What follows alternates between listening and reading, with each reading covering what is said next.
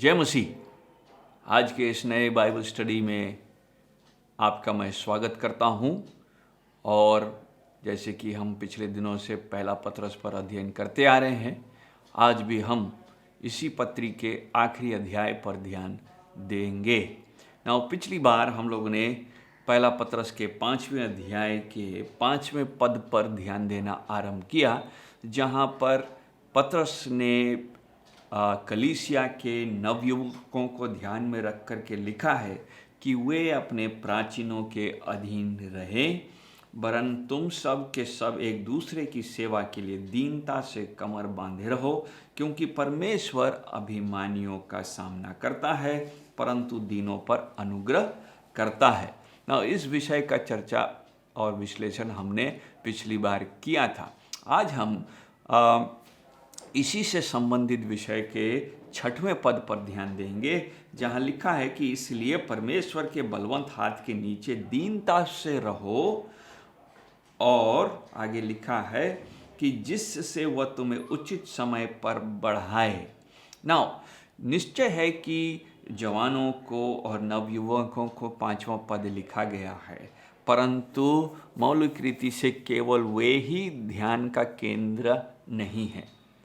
सभी कलीसिया के सदस्यों का ये जिम्मेदारी है कि वे अपने परमेश्वर के चुने हुए दास और प्रेरित या प्राचीन के अधीन रहें। और पिछली बार हम लोगों ने देखा था कि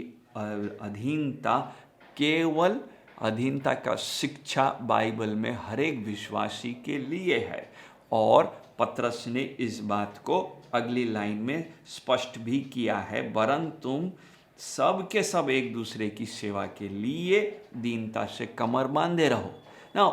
जब हम दीनता की बात करते हैं और एक दूसरे के अधीनता के बारे में बात करते हैं, तो उसका कनेक्शन परमेश्वर के साथ क्या है? क्यों आवश्यक है कि हम एक दूसरे के साथ दीनता के साथ बर्ताव करें, या हमारा स्वभाव क्यों दीनता का हो? इस बात पर जब हम लोग ध्यान दे रहे हैं तो हमको 6वां पद हमको यह स्पष्ट कर देता है। वहाँ लिखा है, इसलिए परमेश्वर के बलवंत हाथ के नीचे दीनता से रहो। प्राचीनों के अधीन रहना, एल्डर्स के अधीन रहना, अगुओं के अधीन रहना, एक दूसरे के अधीन रहने का सीधा सीधा संबंध परमेश्वर के अधीन रहने के साथ है। जब हम एक दूसरे के अधीन रहने के लिए तैयार होते हैं तो हम उस आज्ञा को मान रहे हैं जो परमेश्वर ने हमको दिया है, और उसका सीधा अर्थ यह भी है कि हम प्राचीनों के अधीन रहने के द्वारा हम परमेश्वर के अधीन भी रह रहे हैं, क्योंकि यह आज्ञा परमेश्वर के द्वारा ही मिला है। और परमेश्वर का बलवंत हाथ का माने है कि परमेश्वर के सामर्थ्य के नीचे, परमेश्वर के अधिकार के नीचे, परमेश्वर के सार्वभौमिक इच्छा के नीचे अपने आप को अधीन करना। जब हम याकूब की पत्री को पढ़ते हैं और उसके 4 अध्याय के 10वें पद में, तो याकूब भी इसी बात का जिक्र करता है। 4 अध्याय के 10वां पद वहाँ लिखता है कि प्रभु के सामने दीन बनो तो वह तुम्हें शिरोमणि बनाएगा। ये दीनता का जो शिक्षा है, ये अधीनता का शिक्षा है जो है, वह कलीसिया के लिए है। और हमें यह समझना होगा कि ये कलीसिया, ये जो शिक्षा है, ये केवल नए नियम के प्राचीन कलीसिया के लिए सीमित नहीं है, बल्कि आज के वर्तमान कलीसिया में तो और भी अधिक आवश्यक हो गया है कि हम अपने आप को दीन करें। 5वें पद में हमने प्रेरितों के माफ कीजिएगा, नीति वचन को पढ़ा था, जहाँ लिखा है, नीति वचन से लिया हुआ पद को पढ़ा जो पतरस ने लिया। लिखा है कि परमेश्वर अभिमानियों का सामना करता है और दीनों पर अनुग्रह करता है। अभिमानियों को परमेश्वर देख नहीं सकता है, और पूरा बाइबल इस बात का गवाही देता है कि मनुष्य ने जब जब अभिमान किया है, जब जब घमंड किया है, वह परमेश्वर के सामने गिरा है।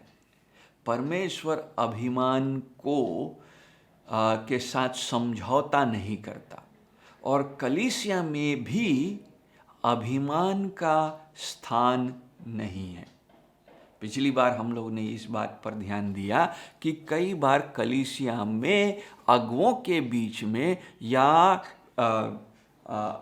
विश्वासियों के बीच में घमंड आने के कारण से कई प्रकार के कलीसियाई समस्याएं आती हैं, और जिसके कारण से कलीसिया विभाजित हो जाती है, टूट जाती है और बिखर जाती है।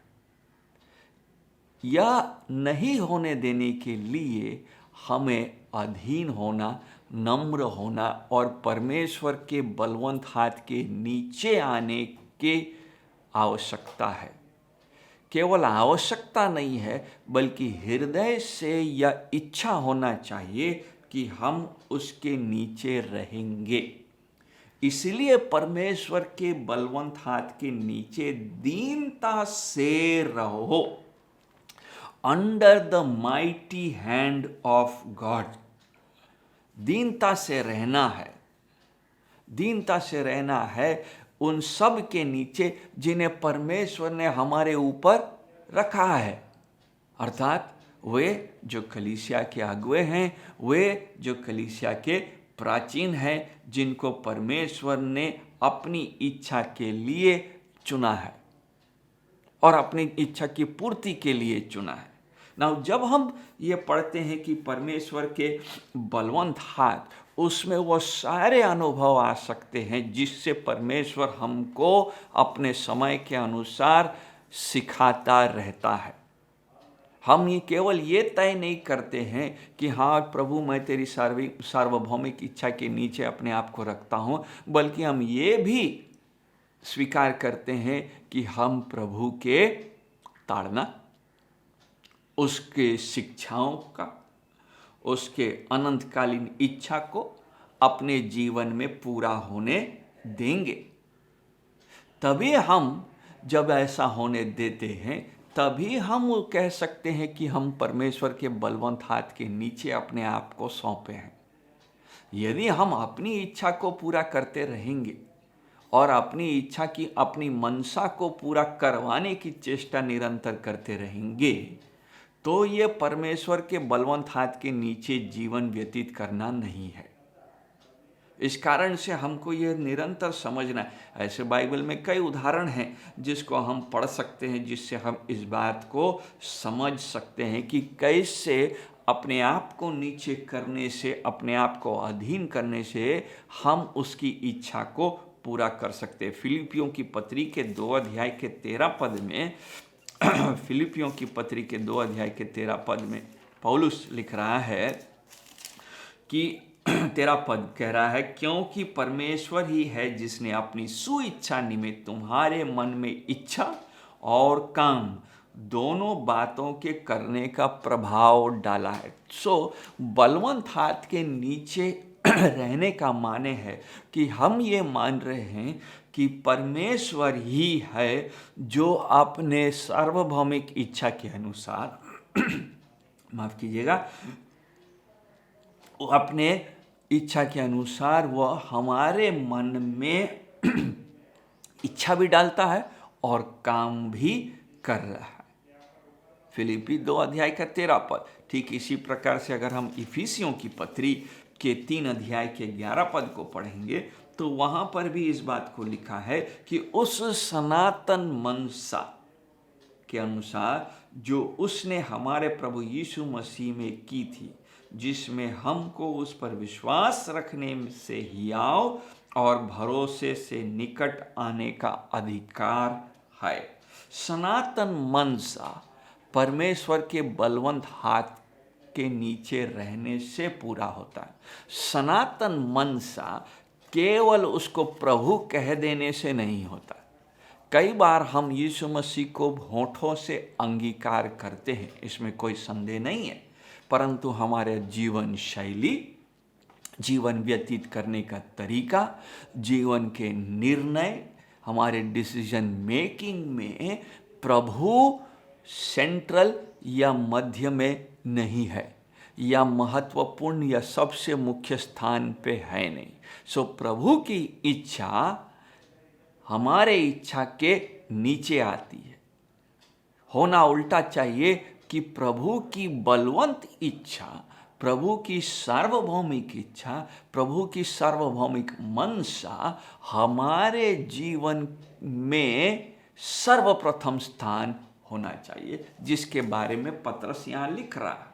सनातन मनसा के अनुसार, युगानी युग के इच्छा के अनुसार। सो युगानी युग के इच्छा के अनुसार हमारे जीवन में यदि होना है तो हमको अपने आप को उसके नीचे रखना होगा। यही बात उसने रोमियो की पत्री में भी कहा है, जो 8 अध्याय के 28 पद में हम पढ़ेंगे। रोमियो की पत्री 8 अध्याय और उसका 28वां पद कहता है, और हम जानते हैं कि जो लोग परमेश्वर से प्रेम रखते हैं उनके लिए सब बातें मिलकर भलाई ही को उत्पन्न करती है। कब?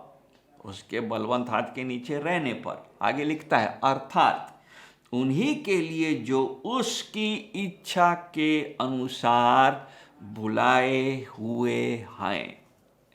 सो कलीसिया बुलाए हुए लोगों का संगठन है। कलीसिया चुने हुए लोगों का जमावड़ा है, जिसको परमेश्वर ने चुन करके अलग किया है। पतरस उनको लिख रहा है कि न केवल अपने प्रधानों के, अपने चुने हुए प्राचीनों के अधीन रहो, बल्कि एक दूसरे के भी अधीन हो। और उस अधीनता में वो हमको आगे ले जाता है 6वां पद में, यह समझाने के लिए कि अधीनता का असल स्रोत तो परमेश्वर है जो यह आज्ञा दे रहा है। इसलिए हम परमेश्वर के अधीन अपने आप को सौंपे, जो बलवंत हाथों से हमको अपने जीवन को चलवाता है या हमको मार्गदर्शन देता है। नाउ, जब हम पतरस की पृष्ठभूमि में, इस पत्री के पृष्ठभूमि में इस पद को देखते हैं तो यह पद बहुत ढाढ़स देता है। कलीसिया सताई जारी है, उसके कलीसिया के सदस्य तितर बितर हो रहे हैं, अगुवे तितर बितर हो रहे हैं, कई प्रकार का चुनौती है, कई प्रकार की समस्याएं हैं। यदि आज हम कल्पना करें अपनी समस्या, तो हम जो नए समस्याओं को देखते हैं और सोचते हैं हमारे ऊपर कितना बड़ा पहाड़ टूट गया। बीमारी को देख रहे हैं तो सोच रहे हैं कि क्या हो गया, पूरा दुनिया स्थिर हो गया है, लोग आना जाना बंद कर दिए हैं और नाना प्रकार के रेस्ट्रिक्शंस आ गया है, काम करने में असुविधा हो रहा है, कई धंधे बंद हो गए और हम सोच रहे हैं कि इससे कितना तकलीफ बढ़ गया। परंतु वास्तव में हम प्राचीन कलीसिया के जगह में अपने आप को यदि रखेंगे तो हम समझेंगे कि हमारा तकलीफ उनके तकलीफ से कई गुना कम है, ज़्यादा नहीं है, कम है। हम वास्तव में उस प्रकार से सताए नहीं जा रहे जिस प्रकार से प्राचीन कलीसिया सताई जा रही थी। नाउ, जब ये प्राचीन कलीसिया के सदस्य सताई जा रही है, जब वे ये पद पढ़ रहे हैं तो उनके लिए यह हियाव का कारण है कि अपने आप को दीन करो, अपने आप को प्रभु के बलवंत हाथ के नीचे सौंपो, यह जानते हुए कि परमेश्वर अपने सामर्थी है। और आगे लिखा है, जिससे वह तुम्हें उचित समय पर बढ़ाए। that he may exalt them at the proper time. मसीहों के लिए ये प्रॉपर टाइम का कॉन्सेप्ट समझना और स्वीकार करना आसान नहीं है। उचित समय, कई बार हम विश्वासी अपना उचित समय अपने से निर्धारित करना चाहते हैं। हम सोच रहे हैं कि हमारे लिए यही उचित समय है, बिना परमेश्वर के से विचार विमर्श किए, बिना परमेश्वर की इच्छा जाने। पतरस कह रहा है ऐसे समय में, जबकि वो बहुत भयंकर रीति से सताए जा रहे हैं, कि अपने आप को दीन करो, परमेश्वर के बलवंत हाथ के नीचे आ जाओ, उसको सार्वभौमिक मानो, उसको अपना कंट्रोल करने दो, ताकि समय आने पर, उचित समय पर वो उस व्यक्ति को, उस कलीसिया को, उस समुदाय को बढ़ाए। At the proper time. जब हम यीशु मसीह के जीवन को स्मरण करते हैं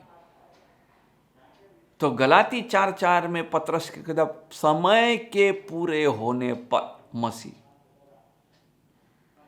और मसीह की सेवकाई को जब हम पढ़ते हैं तो कई बार उसको यह चुनौती दिया जा रहा है कि अपने आप को प्रसिद्ध करो, अपने आप को ऊंचा उठाओ, मनुष्य का पुत्र कब ऊंचा उठाया जाएगा।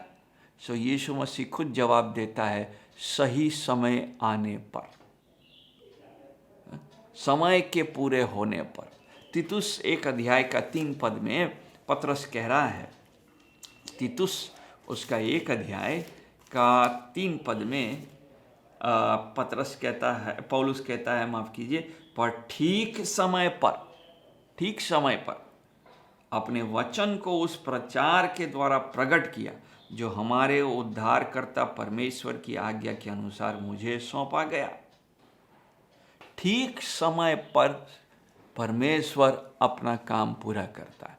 ठीक समय पर उसने अपने एकलौते पुत्र को भेजा इस संसार में।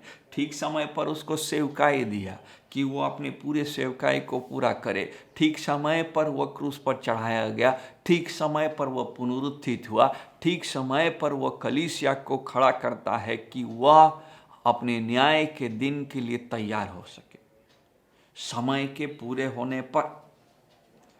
इसीलिए यह समय जो फैक्टर है, ये बहुत महत्वपूर्ण विषय है कि उचित समय पर ही वो व्यक्ति को, कलीसिया को बढ़ाएगा। उचित समय का जानकारी रखना जरूरी इसलिए है क्योंकि वही हमको, तभी हम वास्तव में दीनता का स्वभाव लेकर के जी सकते हैं। अगर हम उचित समय का कॉन्सेप्ट समझेंगे नहीं तो हमारा जीवन बहुत अस्त व्यस्त, हड़बड़ी में और बहुत ही छिछला होगा। हम हर अनुभव में उतार चढ़ाव से होकर के गुजरेंगे और हम में संयमता का कमी दिखाई देगा। संयमता का कमी या एंग्शियसनेस जिसको बोलते हैं, चिंता से भरा हुआ जीवन तभी होता है जब हमको उचित समय का जानकारी नहीं है। परंतु बाइबल एक विश्वासी को बताता है कि उसका उचित समय है, उसका उचित समय है। उसके परमेश्वर का हाथ बलवंत हाथ है। उसके परमेश्वर का सामर्थ सार्वभौमिक सामर्थ है जो किसी समय के अनुसार निर्भर नहीं करता या समय में बंधा हुआ नहीं है। और क्योंकि वह समय में बंधा हुआ नहीं है और वह अपने से समय को संचालित करता है। विश्वासी के जीवन में वह जब काम करता है तो वही उसका उचित समय है। इसीलिए विश्वासी जब जानता है कि परमेश्वर के हाथ में उसका समय है, तो वह अपने उचित समय के लिए हड़बड़ाता नहीं, छटपटाता नहीं, घबराता नहीं, बल्कि संयमता के साथ, स्थिरता के साथ जीवन व्यतीत करता है। इसीलिए लेखक लिखता है कि 7वां पद हमको ले जाता है और कहता है, इसलिए वहाँ नहीं लिखा है और अपनी सारी चिंता उसी पर डाल दो। क्यों? क्योंकि समय का जानकार, रखवाला और उसके अनुसार उसको चलाने वाला परमेश्वर है। क्यों? क्योंकि परमेश्वर ही है जिसका बलवंत हाथ उसके ऊपर है, क्योंकि उसका भविष्य उसके बलवंत हाथ के नीचे है। तो इन कारणों से कलीसिया को अपनी सारी चिंता उसी पर डालना चाहिए ना। जब हम इस पद को पढ़ते हैं तो इसमें हम निश्चय कह सकते हैं कि पत्रस संभवतः भजन से प्रेरित हुआ है और इस पंक्ति को लिख रहा है। दाऊद भी इसी प्रकार का भाषा भजन 55 के 22वें पद में इस्तेमाल कर रहा है। यदि भजन और उसके 55 पद को पढ़ेंगे, 55 अध्याय को पढ़ेंगे, भजन संगीता और उसका 55 अध्याय का 22वां पद, तो वहाँ पर दाऊद लिख रहा है, अपना बोझ यहोवा पर डाल दे, वह तुझे संभालेगा, वह धर्मी को कभी टलने न देगा। पतरस ने संभवतः इस पद को अपने शब्दों में लिखा है कि सारी चिंता उस पर डाल दो ना। जब हम भजन संगीता 55 अध्याय के 22 पद को पढ़ते हैं तो हमको स्मरण आता है कि दाऊद भी एक ऐसे समय से होकर के गुजर रहा है जब उसके प्रिय मित्र ने उसको त्याग दिया है। वो वीरान हो गया, वीरान में घूम रहा है और वह सताया जा रहा है अपने नज़दीक के लोगों से, उनसे जिस पर उसने भरोसा किया था, जिनसे वह प्रेम करता है। पतरस भी इसी प्रकार का परिस्थिति को हमारे सामने रख रहा है। ये विश्वासी सताए जा रहे हैं और ये विश्वासी को ढूंढा जा रहा है, उसको उन पर खोज किया जा रहा है, इंक्वायरी हो रही है और नाना प्रकार से उनको उनके काम को रोकने की चेष्टा की जा रही है।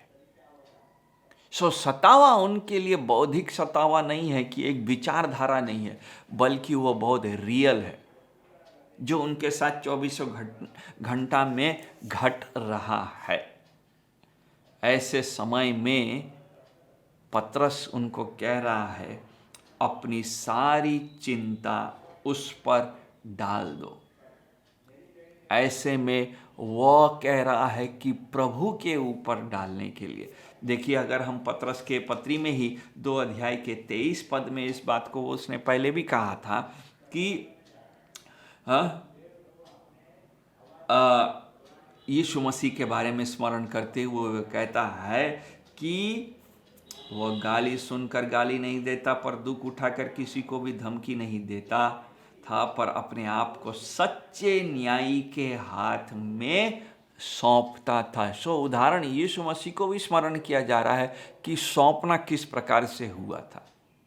और यहाँ पर फिर से उस सौंपने के बारे में पतरस कह रहा है विश्वासी को कि वह भी अपनी चिंताओं को लेके, अपने एंजाइटी को लेके, अपनी निराशाओं को लेकर के, अपने प्रश्नों को लेकर के, अपने हरेक प्रकार के डिस्करेजमेंट, दर्द, दुख, जितनी भी प्रकार के नकारात्मक भावनाएं हैं वो सारे भावनाओं को लेकर के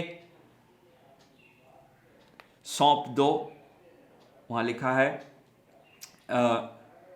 7वां पद में, डाल दो। डाल देने का मतलब है कास्टिंग का माने है सौंप देना या थोप देना, दूसरे पर डाल देना पूरे रीति से। जिस तरह से लूका रचित सुसमाचार में जानवर के ऊपर में कंबल डाल दिया गया था, उसी प्रकार से पतरस ने वही शब्द, यूनानी शब्द को यहाँ भी प्रयोग किया है ना। क्यों? क्योंकि उसको तुम्हारा ध्यान है। परमेश्वर को विश्वासी का ध्यान है। परमेश्वर आंख बंद करके केवल सुन नहीं रहा है या लीस्ट इंटरेस्ट के साथ, कम इंटरेस्ट के साथ विश्वासी पर ध्यान रख रहा है। नहीं, बाइबल स्पष्ट कर रहा है और विश्वासियों के लिए बाइबल है, और वो कह रहा है कि उसको तुम्हारा ध्यान है। और जब हम फिलिपियों की पत्री के 4 अध्याय को पढ़ते हैं तो वहाँ पौलुस ने इसको और अच्छी तरह से लिखा है और कहा, 4 अध्याय के 6 और 7 पद में लिखा है, किसी भी बात की चिंता मत करो, परंतु हर एक बात में तुम्हारा निवेदन, प्रार्थना और विनती के द्वारा धन्यवाद के साथ परमेश्वर के सम्मुख उपस्थित किए जाएं। 7वां पद, तब परमेश्वर की शांति जो समझ से बिल्कुल परे है, तुम्हारे हृदय, तुम्हारे विचारों को मसीह यीशु में सुरक्षित रखेगी। बाइबल यह स्पष्ट करती है और पतरस यहाँ लिख रहा है कि अपनी सारी चिंताओं को उस पर डालना का माने क्या है। उसको जब वो कहती है कि उसको तुम्हारा ध्यान है का माने क्या है? तुम्हारा ध्यान है का माने है कि वह हमको अपना शांति देता है और हमारे हृदय और विचारों को क्या रखता है? सुरक्षित रखता है।